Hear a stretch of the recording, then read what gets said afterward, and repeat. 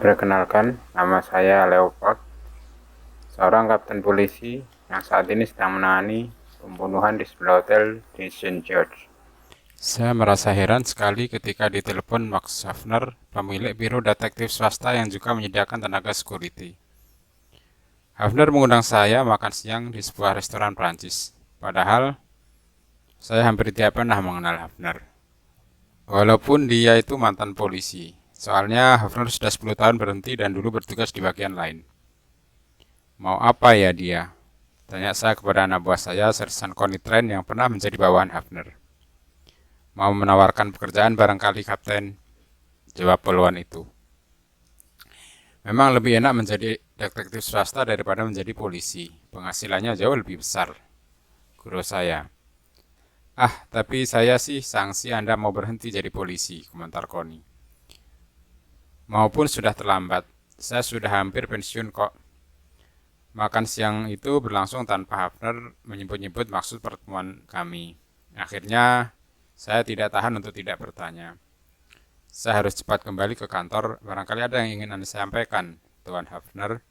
Memang begitu, Anda akan tahu saya mengusahakan biro detektif yang memakai tenaga beberapa rekan mantan polisi. Nah, betul kan dugaanku, dia mau menawarkan pekerjaan, pikir saya. Ternyata dugaan saya meleset. Kami memerlukan alat perekam suara bertenaga baterai, dan kalau dihidupkan bunyi. Alat itu mesti cukup kecil untuk bisa dibawa-bawa dalam tas wanita. Barangkali Anda bisa menyebutkan merek dan jenis yang baik, katanya. Saya sungguh tidak menduga kalau Hafner cuma ingin meminta jasa sepele itu, sehingga selama beberapa saat saya membisu saja. Cuma itu saja yang ingin Anda tanyakan, tanya saya seperti tidak percaya. Ya, cuma itu yang bisa saya ingat saat ini. Saya menyebut suatu merek yang saat itu dipakai di bagian penyidikan pembunuhan, lalu kami berpisah. Begitu saya muncul di kantor, Konitren bertanya, apakah Anda menerima tawarannya? Rupanya dia tidak menawarkan pekerjaan. Kok aneh ya? Dia rela mengeluarkan uang $50 untuk menjamu, padahal dia cuma ingin tahu merek alat perekam. Anda menduga Hafner sebetulnya mempunyai maksud lain ketika ia mengundang Anda?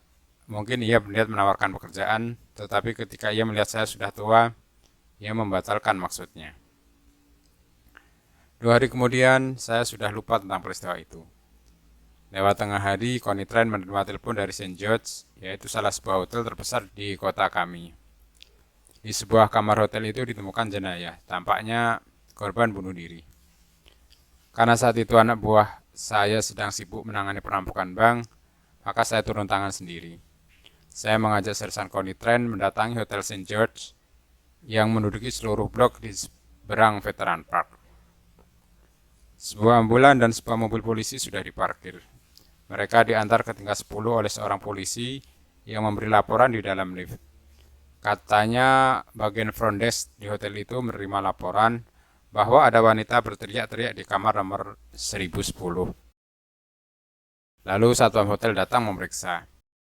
Pintu kamar terkunci dan wanita itu tidak mau membukanya, sehingga harus dibuka dengan obeng. Ternyata daun pintu tetap tidak bisa dibuka penuh sebab rantai dari dalam masih tercantel. Satpam memotong rantai itu. Di dalam kamar dilihatnya seorang wanita menjerit-jerit kalap di samping jenazah seorang pria. Ketika saya tiba di kamar 1010, wanita cantik berambut warna gelap itu masih kalap. Seorang polisi dan para petugas kesehatan tidak berhasil menenangkannya. Saya meminta Koni membantu mereka. Sementara itu, saya mengamati jenazah yang terbujur di ranjang berukuran lebar. Pria itu masih bersetelan lengkap dan penutup ranjang masih rapi di tempatnya. Cuma saja pada pita berwarna merah jambu, ada noda darah berbentuk lingkaran. Pria itu tampaknya sebaya dengan si wanita, yaitu berumur 30-an. Dada dan perutnya menunjukkan luka bekas beberapa tikaman. Di karpet, dekat kursi yang diduduki si wanita, tergeletak sebuah pisau berlumuran darah. Connie dan temannya akhirnya berhasil menenangkan si wanita yang segera diangkut ke rumah sakit. Tampaknya ia tidak luka, cuma histeris dan mungkin sekali di bawah pengaruh obat bius, entah obat bius apa. Iyakah pembunuh pria itu? Tanya saya. Dia bilang sih tidak.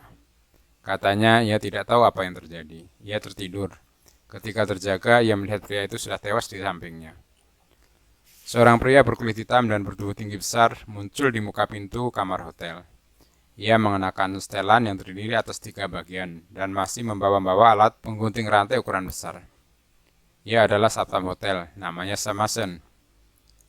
Saya meminta Mason menceritakan apa yang terjadi. Cerita Mason sama dengan laporan polisi kepada saya. Posisi jenazah masih sama sampai sekarang, kata Mason. Wanita itu ngotot bukan pembunuhnya. Mana mungkin si pembunuh kabur dari kamar yang pintunya terkunci dan terkait rantai. Kecuali kalau wanita itu membiarkan si pembunuh kabur lalu mengunci diri bersama mayat. Connie menyerahkan tas tangan si wanita yang ditemukan di sebuah kursi. Saya membukanya tanpa mengharapkan menemukan petunjuk berarti. Tahu-tahu saya tertegun karena di dalam tas itu terdapat sebuah alat perekam kecil bertenaga baterai dan posisinya dalam keadaan hidup. Merek dan jenisnya sama seperti yang saya sarankan kepada Max Hafner. Beberapa jam kemudian, Hafner sudah duduk berhadapan dengan saya di markas besar. Max, kau kenal dengan Anita Bachman? Tanya saya. Hafner semula ragu-ragu, tetapi kemudian mengaku wanita itu adalah kliennya. Kenapa dengan dia? Tanya Hafner. Menjelang senja tadi, ia ditemukan berdua saja dengan seorang pria yang sudah menjadi mayat di dalam kamar hotel dengan pintu terkunci dan rantai dari dalam, jawab saya. Siapa pria itu? Tanyanya. Ken Armstrong, ia bekas guru SMTA setempat yang kehilangan pekerjaan sejak dituduh menodai salah seorang siswanya. Sejak itu hidupnya tidak karuan. Tahun lalu ia ditahan dengan tuduhan menjadi germo, tetapi tuduhan itu dicabut lagi. Max Hafner menjilat bibirnya lalu bercerita. Katanya Anita pernah datang kepadanya untuk meminta pertolongan karena suaminya, Rudolf Bachman, diperas. Suaminya itu, yang biasa dipanggil Rudy, wakil presiden suatu departemen di sebuah bank konservatif. Suatu hari ada orang diam-diam memotret Bachman saat bermesraan dengan seorang pelacur. Lalu foto itu dipakai untuk memeras Bachman. Bachman takut foto itu jatuh ke tangan bosnya, sebab menurut peraturan perusahaan, karyawan mereka dilarang berhubungan di luar batas tertentu dengan wanita yang bukan istrinya. Setelah memeras Bachman, pemeras menghubungi Anita lewat telepon untuk meminta uang bungkam. Anita khawatir suaminya dipecat. Ia juga tidak berani menghubungi polisi karena khawatir pada publisitas. Jadi ia meminta jasa Hafner. Hafner mengusulkan agar Anita bersedia menemui pemeras, tetapi Anita harus berbekal alat perekam. Transaksi dengan pemeras direkam dan hasilnya dipakai untuk memaksa pemeras menghentikan pemerasannya. Karena itulah saya bertanya kepada Anda tentang perekam yang terbaik, kata Hafner mengakhiri ceritanya. Si Armstrong itu pemerasnya kah? Tanya saya. Saya duga begitu, jawab Hafner. Menurut Hafner, Anita dan pemeras berjanji bertemu di lobi hotel St. George. Mungkin pemeras berhasil memancingnya ke kamar, komentar Hafner. Hafner mengaku memberi bisikan kepada Sam Mason agar membantu menjaga keselamatan kliennya. Saya rasa Anita membunuh demi membela dirinya, kata Hafner. Ia menyangkal keras. Ia mengaku tidak sadar beberapa menit dan ketika terbangun, dilihatnya Armstrong sudah menjadi mayat di sampingnya. Saya mengeluarkan alat perekam suara dari tas Anita. Saya memijit tombol play. Mula-mula terdengar suara di lobi, lalu suara wanita bertanya, Anda yang menelpon saya? Suara pria menjawab, betul. Anda bawa uangnya? Di tas saya. Mana foto-foto suami saya? Di tingkat atas. Saya harus yakin Anda datang sendirian. Saya datang sendiri. Mari ikut ke atas. Sebentar saja. Baik. Kedengaran berbagai bunyi lalu bunyi bel lift. Di sini. Jangan kunci pintunya. Kita kan tidak mau diganggu. Keluarkan uangnya. Mana foto-fotonya? Di sini. Oh, binatang kau. Ini suami Anda, Bu. Siapa wanita itu? Sebut saja dia sebagai teman suami Anda dan teman saya juga. Namanya Roda. Anda yang memotret? Betul. Bang si Rudy kan tidak akan menyukai foto-foto ini. Brengsek. Tenang saja, saya punya sebotol whisky. Anda mau minum? Tidak. Ah, segala saja kan tidak apa-apa. Saya campur dengan air banyak-banyak. Beginikah caramu mencari nafkah ya? Saya mencari nafkah dengan bermacam-macam cara. Dulu saya mengajar, ini minum dulu lalu serahkan uangnya. Apa ini rasanya tidak enak? Cepat serahkan uangnya. Tidak, kamar ini berputar. Cuma khayalan Anda saja. Terdengar suara-suara campur aduk dan suara Armstrong lagi. Apa yang kau lakukan? Setelah itu yang kedengaran cuma suara teriakan-teriakan Anita sampai pita rekaman habis terpakai. Saya mematikan alat rekaman dan Hafner bertanya, "Anda bilang pintu terkunci dari dalam?" Ya, rantai pintu pun tercantel. Dari rekaman, tampaknya Anita yang membunuhnya, tapi mungkin saja saat itu ia dibius. Anda memeriksa botol whisky? Saat ini sedang dianalisis. Hafner menggelengkan kepalanya. Untuk apa dia membunuh kalau dari rekaman ia sudah bisa membuktikan kejahatan Armstrong. Armstrong sudah bukan ancaman lagi baginya maupun bagi suaminya. Anda bilang Anda meminta Sam Mason mengamati Anita. Anda sudah meminta laporannya. Belum, saya belum tahu apa-apa ketika Anda memanggil saya ke sini. Di rumah sakit, untuk pertama kalinya saya bertemu dengan Rudy Bachman. Pria itu berumur 30-an. Rambutnya pirang dan kulitnya pucat. Saya memperkenalkan dirinya dan Rudy Bachman bertanya mengapa pintu kamar istrinya perlu dijaga oleh polisi wanita segala. Saya kira perlu Pak Bachman. Istri Anda merupakan tersangka dalam kasus pembunuhan dan sampai saat ini merupakan satu-satunya tersangka. Anda datang untuk menanya istri saya? Tanyanya. Saya ingin berbicara dengan istri Anda. Jika dokter menyatakan ia mampu diajak berbicara. Ternyata Anita Bachman sudah tenang, tetapi masih menginap semalam di rumah sakit. Bachman mengantar saya ke ranjang istrinya. Anita terbaring tetapi tidak tidur. Saya sudah sehat sekarang. Mengapa saya tidak boleh pulang? Tanyanya. Dokter akan memperbolehkan pulang besok, kata suaminya menghibur. Saya berdehem. Saya ingin menanyakan sesuatu kepada Anda, Bu Bachman. Saya harus memberitahu Anda bahwa Anda berhak untuk berdiam diri atau meminta kehadiran seorang pengacara. Pernyataan yang Anda buat dapat dipakai untuk memberatkan Anda. Saya tidak membunuhnya. Itulah yang ingin saya pastikan, Bu Bachman. Kau ingin kehadiran pengacara, Anita? Tanya suaminya. Tidak, saya tidak perlu menyembunyikan sesuatu. Silakan Anda ceritakan apa yang terjadi, pinta saya. Detektif itu, Hafner, Max Hafner. Ya, saya datang kepadanya ketika diperas. Mengapa kamu tidak memberitahu saya? Kata Rudy Bachman. Jika saya tahu Armstrong mengancamnya juga. Kamu kan tidak memberitahu saya, Rudy, jadi saya pun tidak perlu memberitahu kamu. Hafner bilang saya bisa berada di atas angin kalau berhasil merekam transaksi. Saya anggap sarannya benar, jadi saya jalankan. Pemeras itu, kamu bilang namanya siapa? Armstrong? Tanya Anita kepada suaminya. Ken Armstrong. Ken Armstrong, jelas saya. Katanya foto-foto itu ada di kamarnya, jadi saya ikut dia untuk mengambilnya. Saya melihat semuanya, Rudy. Menjijikkan kamu dengan wanita itu. Kemudian apa yang terjadi? Tanya saya. Ia memaksa saya minum whisky. Saya cuma minum setengkuk, lalu saya pusing. Saya tidak ingat apa yang terjadi setelah itu. Tiba-tiba saja saya ada di sampingnya. Ia berlumuran darah, saya lantas berteriak-teriak. Armstrong memasukkan orang lain ke kamarnya?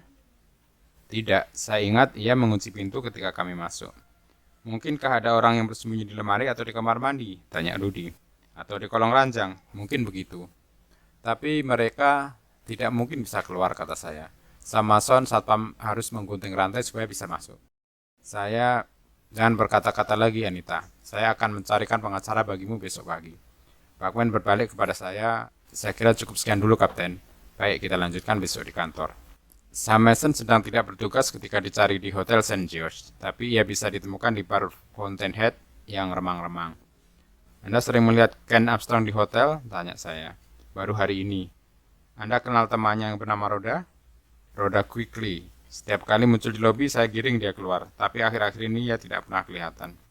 Di mana ia tinggal? Pasti kalian punya alamat yang di markas besar. Kenal Max Hafner? Detektif swasta itu kah? Betul. Katanya ia memberi Anda beberapa dolar untuk mengawasi Anita Bachman pada saat bertemu dengan Armstrong. Anda jangan membahayakan sumber nafkah saya. Kalau ketahuan bos, bisa dipecat saya. Kan saya tidak boleh menerima pekerjaan sampingan. Saya tidak peduli soal itu. Saya cuma bertanya apakah Anda mengawasi Anita Bachman. Ya. Saya mengikuti mereka, tapi begitu mereka masuk kamar kan saya tidak bisa apa-apa lagi. Saya turun untuk menelpon Hafner, tapi ia sedang tidak ada di tempat. Tahu-tahu saya dilapori wanita itu berteriak-teriak. Lalu apa yang Anda lakukan? Saya meminjam obeng dari petugas pembersih kamar untuk membuka pintu. Lalu saya mengambil alat menggunting rantai. Ketika bersama petugas pembersih kamar saya masuk, saya lihat Nyonya Bachman masih berteriak-teriak, sedangkan Armstrong tewas di ranjang. Petugas pembersih kamar menemui Anda? Ia melihat Anda menggunting rantai? Iya dong. Saya mencoba tidak memperlihatkan kekecewaan saya. Tadinya saya pikir Mason memotong rantai setelah menikam Armstrong. Tapi dengan hadirnya petugas pembersih kamar sebagai saksi, kemungkinan itu buyar. Kembali ke kantor, saya memeriksa kembali semua benda yang ditemukan di kamar. pisau, botol whisky, kamera, tas Anita, dan pita rekaman. Di tas itu selain alat perekam juga ada sebuah sampul penuh guntingan surat kabar bukan duit. Rupanya untuk menipu pemeras. Rencananya begitu transaksi direkam, Anita harus cepat-cepat keluar dari kamar. Ternyata ia tidak cukup gesit. Saya memeriksa kamera 35 mm yang ditemukan dalam lemari dan tampaknya milik Armstrong. Kamera itu berisi film yang belum dipakai. Buat apa kamera ini? Tanya saya kepada Connie Tran yang masuk membawa laporan laboratorium. Saya duga sih Armstrong ingin membuat beberapa foto Nyonya Bachman. Whisky itu kan berisi obat untuk bikin KO. Begitu Nyonya Bachman pingsan, Armstrong akan menelanjangi dan motret untuk model memeras lagi. Ah, itu kan cuma spekulasi, bantah saya. Habis buat apa yang membuat wanita itu? Barangkali kau benar. Mungkin Nyonya Bachman berbekal pisau di tasnya dan menggunakan senjata itu ketika ia merasa terancam. Tetapi kenapa dia menyangkal mati-matian? Tidak ada juri yang akan menyalahkan dia kalau dia menikam Armstrong dalam situasi seperti itu. Entahlah, mungkin dia ketakutan. Mana foto-foto yang diambil di tempat kejadian? Lama sekali saya memandangi foto pintu kamar nomor 1010. Foto itu memperlihatkan rantai yang terpotong.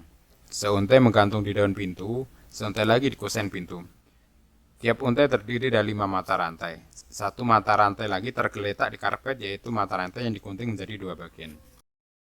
Connie, coba periksa kalau ada berkas tentang Rhoda Quigley, teman Armstrong, melakukan kejahatan, perintah saya. Tak lama kemudian Connie melapor. Kapten, saya sudah membawa Rhoda Quigley ke markas besar. Rhoda Quigley ternyata seorang wanita berambut coklat yang sulit dibayangkan sebagai pelacur. Dia lebih tepat menjadi karyawan bagian penjualan di perusahaan real estate atau kantor asuransi. Ia mengaku kenal Ken Armstrong, yang kematiannya sore itu diumumkan di TV. Ia juga terpaksa mengaku pernah dipotret bersama Rudy Bachman dan beberapa pria lain atas permintaan Armstrong, tapi ia menyangkal ikut dalam pemerasan. Katanya pemotretan selalu dilakukan di kamar yang sama di St. George, yaitu kamar nomor 1010. Ken Armstrong tidak bersembunyi di kamar, tapi di luar. Di kamar itu, pria pasang roda tidak bisa melihat ke pintu. Apalagi roda membuatnya sibuk. Ken mempunyai cara untuk masuk tanpa ketahuan. Saya meminta roda didampingi pengacara pada saat membuat pernyataan resmi. Setelah itu saya meminta Connie pergi mencari hakim malam itu juga untuk meminta surat perintah penggeledahan di alamat tertentu. Tidak mungkin Kapten, sekarang kan hari besar, hari veteran. Kebanyakan hakim pergi keluar kota melewatkan akhir minggu panjang. Coba ke rumah Hakim Newman, ia tidak keluar kota. Sejam kemudian, saya dan Connie sudah berada dalam kendaraan yang membawa kami ke rumah seseorang. Kami berbekal surat perintah penggeledahan yang ditandatangani oleh Hakim Newman. Sejak semula, saya yakin Anita Bachman tidak membunuh Ken Armstrong. Mesti ada orang lain di kamar itu. Mengapa Anda bisa begitu yakin? Karena ada barang penting yang hilang dari kamar itu. Armstrong membawa Anita Bachman ke kamar 1010 untuk memperlihatkan foto-foto suaminya dengan roda. Kita tahu dari rekaman bahwa ia memperlihatkan foto-foto itu kepada Anita. Tapi kemana foto-foto itu kemudian? Kita tidak menemukannya di kamar itu. Satu-satunya yang bisa terjadi adalah seseorang masuk dan membawanya pergi. Bisa saja Sam Mason setelah ia menggunting rantai. Mengapa? Untuk dibawa ke Hafner. Apa gunanya? Foto-foto itu kan bisa menjadi bukti Anita diperas. Ia kan klien Hafner. Selain itu, petugas pembersih kamar mendampingi Mason ketika ia masuk ke kamar 1010. Foto-foto itu bukan diambil Mason, tetapi si pembunuh. Berarti bukan Anita. Jadi siapa? Bagaimana ia masuk ke kamar itu? Mestinya seseorang yang menganggap foto itu penting bagi dirinya. Bukan pemeras lain atau Rhoda Quigley. Rhoda sering membuat foto begini. Saya yakin memiliki kunci palsu untuk kamar itu tidak sulit. Tapi bagaimana dengan rantai yang tercantel? Saya perhatikan Mason menggunting mata rantai yang paling tengah, meninggalkan 5 mata rantai ke kiri dan 5 mata rantai ke kanan.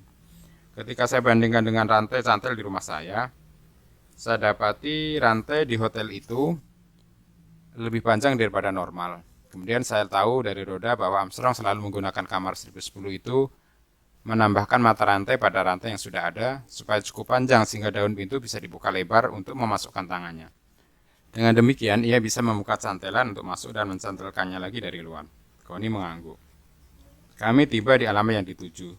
Sebelum keluar dari mobil, saya berkata, si pembunuh tahu sistem ini atau menduganya dari pengalaman. Ia juga orang yang sangat berkepentingan untuk memperoleh foto-foto tidak senonoh yang dipakai memeras Anita Bachman. Orang yang memenuhi persyaratan ini cuma satu, Rudy Bachman. Bachman membukakan pintu. Terlalu malam untuk bertamu, Kapten. Saya sudah hampir naik keranjang. Kami memiliki surat penggeledahan, Pak Bagman. Apa? Perintah penggeledahan untuk mencari foto-foto yang Anda ambil dari kamar hotel pagi ini setelah Anda membunuh Armstrong. Gila, seru pria itu. Connie segera memeriksa ruang duduk. Anda tahu bagian membongkar rantai itu, Pak Bagman? Kata saya. Ketika Anda dengar Armstrong membius istri Anda keluar dari tempat persembunyian Anda dan menikam Armstrong. Rupanya Anda memutuskan bahwa Anda tidak keberatan istri Anda dipenjara sebagai pembunuh. Namun, Anda membuat suatu kesalahan besar. Anda mengambil foto-foto Anda. Setelah mengunci pintu kembali, Anda tidak mempunyai kesempatan menyembunyikan foto-foto itu di bank Anda. Karena hari itu hari raya, jadi Anda bawa pulang ke rumah. Kapten, di perapian ada abu dan sebuah sudut foto yang tidak terbakar. Panggil petugas-petugas laboratorium. Mereka akan bisa membuat gambaran dari sepian besar yang sudah hangus ini. Kemudian saya berbalik menghadapi Rudolf Bagman untuk membacakan hak-haknya dan mengalukan borgol. Seminggu kemudian, Max Hafner mengundang saya makan siang lagi. Saya dengar Bagman mengaku, katanya. Betul, tinggal menunggu sidang pengadilan saja. Hafner terdiam sejenak lalu katanya, Kapten, saya ingin menawarkan sesuatu yang mestinya saya tawarkan sejak dulu. Apakah Anda tertarik untuk meninggalkan kepolisian dan bekerja di perusahaan saya? Saya memerlukan orang yang memiliki akal dan pengetahuan seperti Anda. Saya cuma tersenyum. Terima kasih, Max. Saya menghargai tawaran Anda, tetapi saya belum ingin berhenti menjadi polisi. Hari ini giliran saya mentraktir Anda.